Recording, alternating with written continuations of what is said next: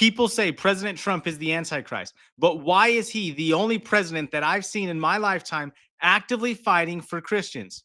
President Trump just did something amazing today. And if he is so evil, then why did he just create a task force to stop anti Christian discrimination in government? Take a look at these videos. Watch this. President Donald Trump says he wants to root out, quote, anti-Christian bias in the U.S. He announced today he's forming a task force to investigate what he calls the targeting of Christians. The president spoke at a pair of events in Washington surrounding the National Prayer Breakfast. It is a more than 70-year-long tradition in Washington meant to bring together lawmakers for fellowship.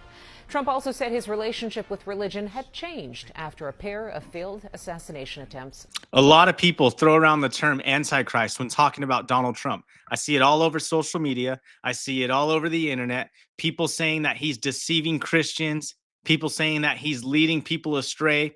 People even saying that Christians are so deceived by him that they're worshiping him. And look, I'm not here at all to tell you that Donald Trump is some perfect, holy figure. But what I am saying is that President Trump is fighting for Christians in America. Not only that, but he's also fighting for Christians all over the world. So let's take a step back and let's ask a real question.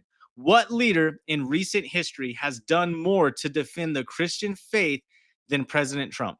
I literally haven't seen another political figure defending Christians like he does. In that last video, you see that President Trump said that after those two failed assassination attempts, there's something that clicked in him. There's something that changed in him. And he knows that God literally protected him. He knows that God literally saved his life. If it wasn't for Jesus, President Trump probably wouldn't be standing here today. He wouldn't be leading our country. He wouldn't be protecting Christians. He wouldn't be doing the things that he's doing.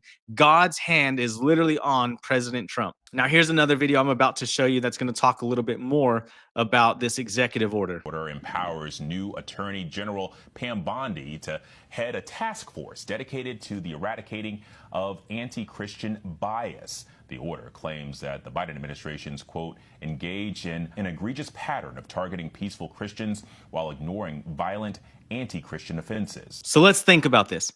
Donald Trump is saying that the government itself has been targeting Christians, and now he's trying to stop it. This new task force that's going to be led by Attorney General Pam Bondi is going after discrimination in federal agencies like the DOJ, the IRS, and the FBI. They'll be investigating whether Christian groups and individuals have been unfairly punished just for standing by their faith.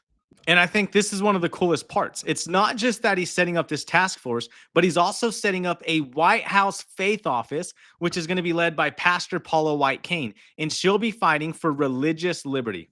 Now, I already know what you're thinking. I already know some of you are skeptical. You're saying this is just political theater, but let's actually look at what's been happening in the United States of America. You can see the discrimination all around. So Christian business owners, they've been sued for refusing to participate in things that go against their beliefs. There's been pro-life activists that have been arrested and fined for peacefully protesting. And we actually saw Trump got those people out about a week ago or so. And then churches were shut down. Churches were forced to shut down during COVID, while other businesses got to stay open. And in addition to all of this, the IRS has denied tax-exempt status to Christian organizations. And their reason behind this is because they're calling their beliefs too political. So let's be real. This isn't just about Trump. This is about a growing hostility towards Christians in America. And Trump, whether you like him or not, is one of the only people in power actually calling it out, and he's trying to put a stop to it. So if you're a Christian who's a Republican or a Christian who's a Democrat, Kamala Harris isn't fighting for you. Joe Biden isn't fighting for you. All of the people on the left, they're not fighting for you. As a matter of fact, Kamala said that Christians were at the wrong rally whenever talking about being at her rally. So does this mean that Trump is some kind of Christian hero? Does this mean that Trump is some kind of Christian savior? Of course not. Trump is not our savior. Trump is not the savior of America. Jesus Christ is the only savior. We should never put a politician on a pedestal, but here's the real question. Why is Trump the only one in power standing up for Christian freedom? He is not the Antichrist. Now we have this on Instagram. It says, just in, Trump signs orders to protect the religious freedoms of Americans and end the anti-Christian weaponization of government. By the authority vested in me as president, by the Constitution and the laws of the United States of America, it is hereby ordered, Section 1, purpose and policy. It is the policy of the United States and the purpose of this order to protect the religious freedoms of Americans and end the anti-Christian weaponization of government. The founders established a nation in which people were free to practice their faith without fear of discrimination or retaliation by their government. And again, this is just another picture with a couple other news sources saying that Trump signed an executive order establishing the task force aimed at eradicating anti-Christian bias. It directs the task force to halt all forms of anti-Christian targeting and discrimination within the federal government to fully prosecute anti-Christian violence and vandalism in society. Additionally, the order mandates the creation of a presidential commission on religious liberty and a faith office in the White House, led by, of course, Paula White Cain, to defend the rights of Christians nationwide. Now, I know this is a controversial topic, but I want to hear from you. Do you think this task force is real protection for Christians, or is it just politics?